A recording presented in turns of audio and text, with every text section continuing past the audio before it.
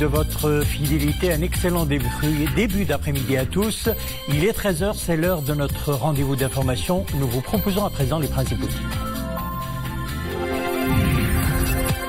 Sa Majesté le Roi Amir el-Mouminin a présidé hier au Palais Royal de Rabat la deuxième causerie religieuse du mois sacré de Ramadan, une causerie animée par Rohan Ambé, professeur à l'université Cheikh Anta Diop de Dakar et président de la Fondation Mohamed VI des Ulema africains, antenne du Sénégal. Action de générosité, l'opération nationale de soutien alimentaire Ramadan 1439, initiée par la Fondation Mohamed V pour la solidarité, se poursuit au profit de 2,5 millions de personnes. Notre reportage à Boujdour. Le poisson, un produit à forte consommation durant Ramadan. Sur les étals, on y trouve toute variété. L'engouement des consommateurs pour le produit implique parfois une hausse des prix. Reportage au marché de Ain Choc à Casablanca. Et puis dans le cadre de la série ramadanesque L'homme et l'eau que nous vous proposons en fin de journal, aujourd'hui nous parlerons des Noria, des systèmes hydrauliques d'acheminement de l'eau servant également à l'irrigation. Le reportage est à Fès. Sa Majesté le Roi Mohamed VI, Amir el-Mouminin, accompagné de son Altesse Royale le Prince héritier Moulay el-Hassan et de son Altesse Royale le Prince Moulay Rachid et de son Altesse le Prince Moulay Ismail, a présidé hier au Palais Royal de Rabat la deuxième causerie religieuse du mois sacré de Ramadan. Cette causerie a été animée par Rohan Ambé, professeur à l'université Cheikh Anta Diop de Dakar et président de la Fondation Mohamed VI des Ulema africains, antenne du Sénégal, sous le thème « Les constantes religieuses partagées, un facteur d'unité entre le Maroc et les pays africains » à la lumière du hadith du prophète Sidna Mohamed, paix et salut de Dieu soit sur lui. Les gens de l'Ouest, Al-Gharb, détiendront la vérité jusqu'à la venue de l'heure. Le conférencier a mis en exergue à l'entame de sa causerie l'importance que revêt la thématique abordée tant pour le Royaume du Maroc que pour plusieurs pays africains, liés au Maroc par des liens ancestraux qui datent depuis des siècles et qui basent sur la religion commune, autant de liens qui constituaient jadis le socle de ces rapports et qui continuent de jouir aujourd'hui de la même vitalité et ardeur. Et à l'issue de cette causerie, Sa Majesté le Roi Amir el-Mouminin a été salué par plusieurs mouftis et ulémas de plusieurs pays islamiques.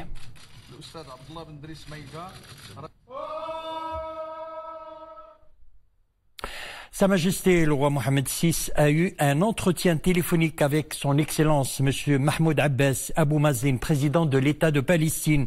Au cours de cet entretien, Sa Majesté le Roi s'est enquis de l'état de santé du président palestinien à la suite de l'intervention chirurgicale qu'il a subie et lui a exprimé ses vœux de prompt rétablissement. Cet entretien a également été l'occasion pour le souverain, en sa qualité de président du comité Al-Quds, de réitérer son plein engagement et son franc soutien à la noble cause et aux droits légitimes du peuple palestinien frère. À présent, ce communiqué de la Fondation Mohamed V pour la solidarité qui indique que la Fondation organise du 22 mai au 7 juin la 4e édition de la caravane médicale spéciale Ramadan dans les provinces du Sud. Quelques 25 000 personnes démunies des provinces d'Assazag, Guelmim et Tantan bénéficieront des prestations de dépistage et de soins multidisciplinaires.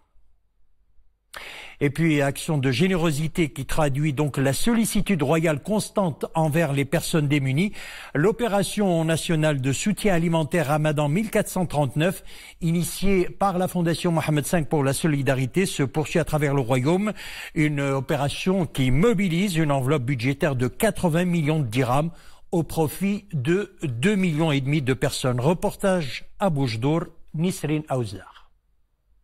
En ce mois béni, cette action de générosité est hautement significative. Elle traduit la sollicitude royale envers les démunis, notamment les veuves, les personnes âgées et les personnes en situation de handicap, du baume au cœur pour ces couches nécessiteuses. Cette initiative est excellente. Elle met à notre disposition une panoplie de produits alimentaires. Cette action de solidarité est louable. Nous remercions Sa Majesté le Roi Mohamed VI pour sa générosité et sa bienveillance à notre égard. Sur le plan national, l'opération Ramadan 1439 mobilise une enveloppe budgétaire de 80 millions de dirhams. Cette année, elle est marquée par l'élargissement de la base des bénéficiaires qui s'établit à 2 500 000 personnes regroupées au sein de 500 000 ménages. Comme chaque année, la province de Bojdour bénéficie de cette action de solidarité. Cela concerne au total 3 350 familles. Ces dernières sont réparties sur les zones urbaines et rurales. Dans le Pachalik relevant de la zone urbaine de Bojdour, on compte 850 familles. Le reste est réparti sur le milieu rural. Cela concerne les caïdas de Msid, de Jayfia et de Tsagadat Zmour. L'opération Ramadan 1439 est également marquée cette année par l'ajout de nouvelles denrées au panier alimentaire offert. Elle consacre les valeurs de solidarité, de partage et d'entraide qui caractérisent la société marocaine. Lancée en 2005 par Sa Majesté le Roi, l'initiative nationale pour le développement humain souffle sa 13e bougie cette année. Elle vise à lutter contre la précarité et l'exclusion sociale. Une lutte qui se concrétise à travers la réalisation de nombreux projets. Plus de 44 000 ont été réalisés à ce jour. Dans la province d'El Hoceima, 58 projets ont été réalisés en 2017 et parmi ces projets, 9 centres sociaux de formation au profit de la femme. Reportage au centre social de proximité d'Imzouren. Le reportage est signé Abdelhamid Jebran sur un commentaire de Mounia Marouche. À chaque création culinaire, elles sont très attentives. Ces jeunes femmes apprennent les bases de la restauration au sein de ce centre social de proximité à Imzouren.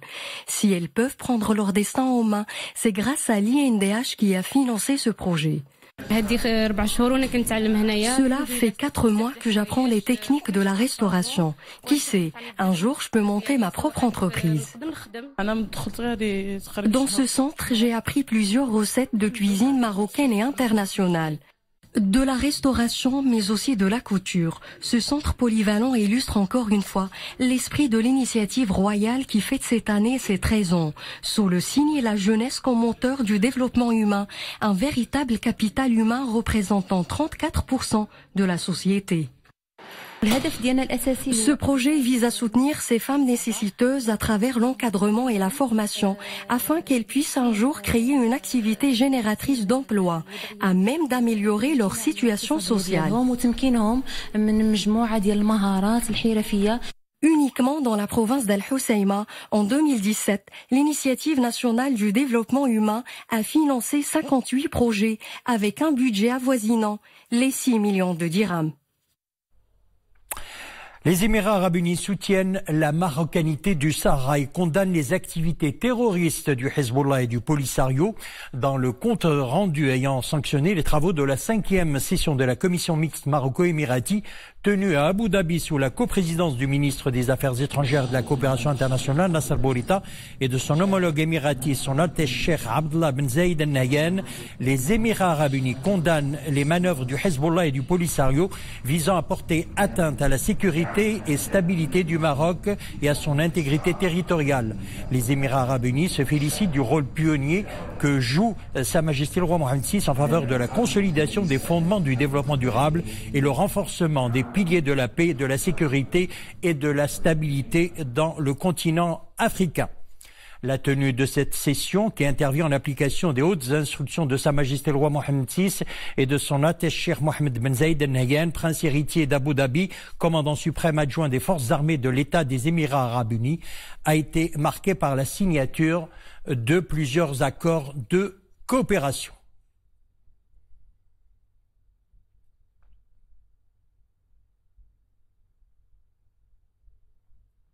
On va en Palestine à présent. Nouvelle frappe israélienne contre Gaza. L'aviation a bombardé des positions dans la ville et la localité de Jabalia au nord de la bande, les endommageant et dévastant des propriétés des Palestiniens. Hier, un char de l'armée d'occupation avait tiré sur une position du mouvement Hamas à l'intérieur de l'enclave. Cette frappe intervient alors que des dizaines de milliers de Palestiniens de la bande de Gaza se rassemblent depuis le 30 mars dans l'est de Gaza pour la marche du retour, qui revendique le droit des Palestiniens à retourner sur les terres dont ils ont été chassés en 1948.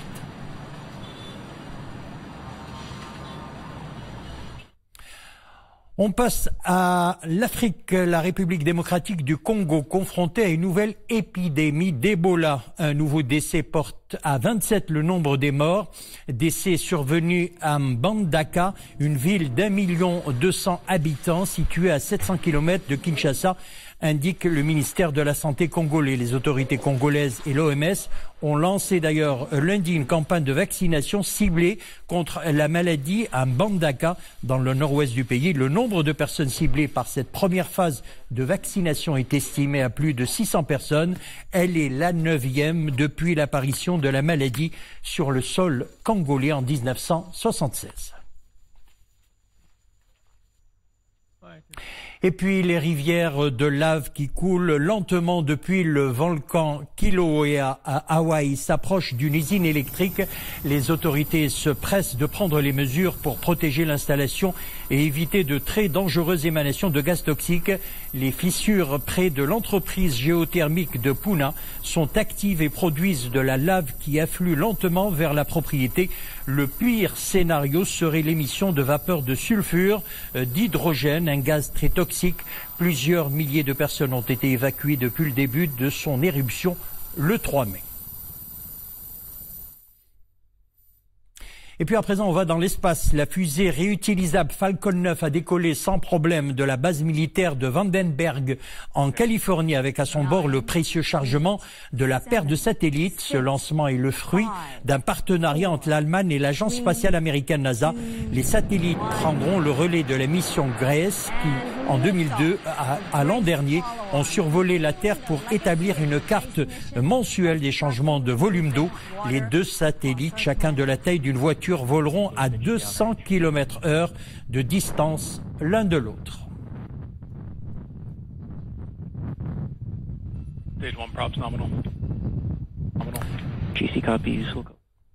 Retour chez nous, la CGEM, la Confédération Générale des Entreprises du Maroc, a un nouveau patron.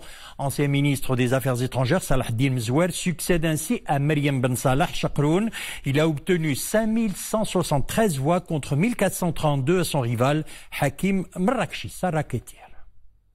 Une occasion de retrouver... Sur 6900 voix dépuyées à la CGEM, Salahdine Mzouer et son colistier Faisal Mkwar ont obtenu 5173 voix contre 1432 pour Hakim Mrakchi et Assia Ben Hida. Salahdine Mzouer débute donc son mandat pour une durée de 3 ans à la tête de la CGEM. La mission de la CGEM aujourd'hui est d'accompagner naturellement la dynamique de développement dans notre pays, de stimuler l'investissement. Il faut restimuler l'investissement, il faut restimuler la confiance, c'est indispensable. Nous voulons aussi, dans un cadre de partenariat sain et positif, avoir une feuille de route. Cette feuille de route, c'est d'avoir ce pacte ou ce contrat, ce pacte d'engagement entre la CGM et le gouvernement, un pacte de croissance et de l'emploi, mais aussi avec nos partenaires sociaux. Avant l'assemblée élective, la CGEM a tenu son assemblée générale ordinaire, l'occasion de présenter le bilan du mandat de Mariam Ben Salah. 6 années qui s'est conclue par le renforcement du rôle de la CGEM comme représentant du secteur privé, mais comme représentant de l'entreprise marocaine. Alors, le renforcement s'est articulé autour de 4 axes. Le premier, qui est celui du partenariat, du renforcement du partenariat public-privé. L'entreprise marocaine aujourd'hui joue un rôle moteur dans la diplomatie économique, que ce soit au niveau du continent africain, mais également des autres continents et à travers nos autres partenariats. Mais et fondamentalement, le dernier point, c'est le rôle de la responsabilité sociale et sociétale de l'entreprise. Mais un bilan également. La réforme du dispositif fiscal est une priorité pour le nouveau président de la CGEM. L'objectif est la relance de l'investissement, et ce dans le cadre d'un partenariat entre la CGEM, le gouvernement et les syndicats. Au-delà de ce mot. Le poisson, un produit devenu depuis quelques années un aliment à forte consommation durant le mois sacré de Ramadan. Sur les étals, on y trouve toute variété. L'engouement des consommateurs pour le produit implique parfois d'une hausse des prix. Reportage dans un des marchés de Casablanca, et c'est à Ain Chouk qu'on retrouve Sarah Katia. Merlan, crevettes, pageaux ou sardines, des poissons très prisés pendant ce mois de Ramadan et qui ornent les tables du ftour. Nous sommes au marché du poisson de Ain Chouk à Casablanca où les étalages sont très achalandés.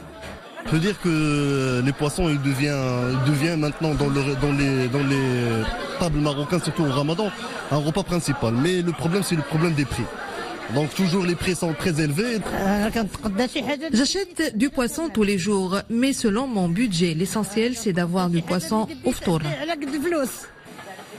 Haute saison pour les poissonniers. Ramadan est en effet une aubaine pour ces commerçants, quoique la forte demande est accompagnée d'une augmentation des prix. Oui, les prix ont flambé, mais nous aussi, on achète le poisson très cher. La demande est toujours là. Le poisson est indispensable au ftour. Si la consommation du poisson a doublé en quelques décennies chez les Marocains au mois de Ramadan, elle atteint des records et ce, en dépit des flambées de prix. Le taux de remplissage des barrages atteint environ les 70% au niveau national. Dans son intervention à la Chambre des conseillers hier, la secrétaire d'État chargée de l'eau a également souligné que grâce au remplissage de la plupart des puits, des sources et des nappes phréatiques, il n'y aura pas de perturbation dans l'approvisionnement en eau potable durant l'été. Et puis dans le cadre de la série ramadanesque L'homme et l'eau que vous propose la SNRT, les Noria, des systèmes hydrauliques utilisés depuis des siècles à Fès. Ils servent à puiser l'eau, puis le transporter vers d'autres niveaux afin de l'acheminer dans les maisons, les mosquées, mais aussi pour l'irrigation des jardins. Le reportage est signé Abdelali Agued, Mohamed Wahibi et Zakaria Mokimbillah.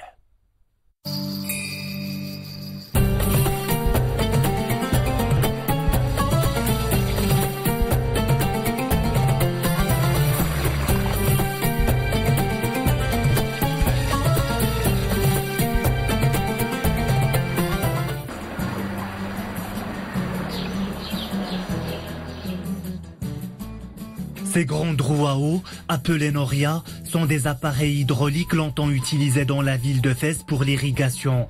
Constitués de planches et de godets, ce système servait à puiser l'eau pour la transporter vers des niveaux élevés. La Noria fonctionne avec la force du courant de la rivière sur laquelle elle est installée.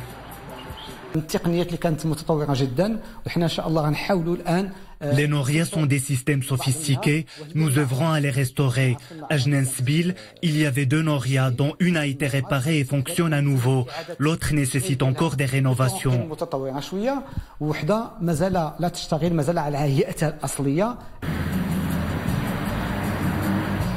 Les Noria tournent grâce à la profusion de l'eau de la rivière Al-Jawahir, qui traverse les jardins de Jnensbil. Les godets plongent dans l'eau et se déversent dans un canal d'irrigation. L'eau est ensuite stockée dans des réservoirs pour être distribuée.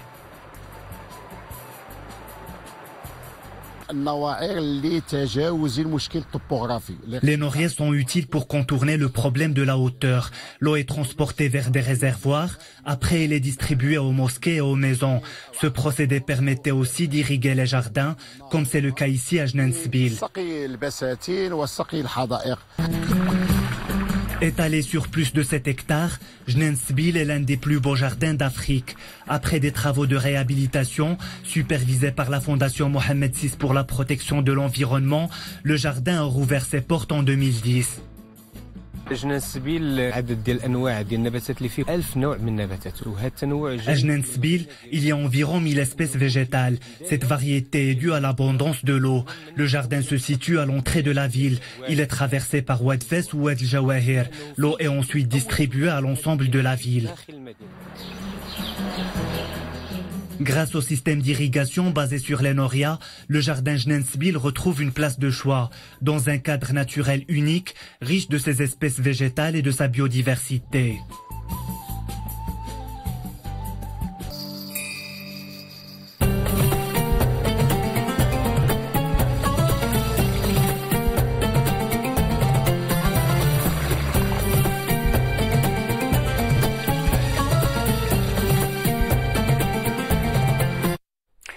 Voilà, c'est ainsi que prend fin notre édition d'information. Merci de l'avoir suivi. Dans quelques instants, le journal en espagnol vous sera présenté aujourd'hui par Zubida Al-Fitri. Bon après-midi.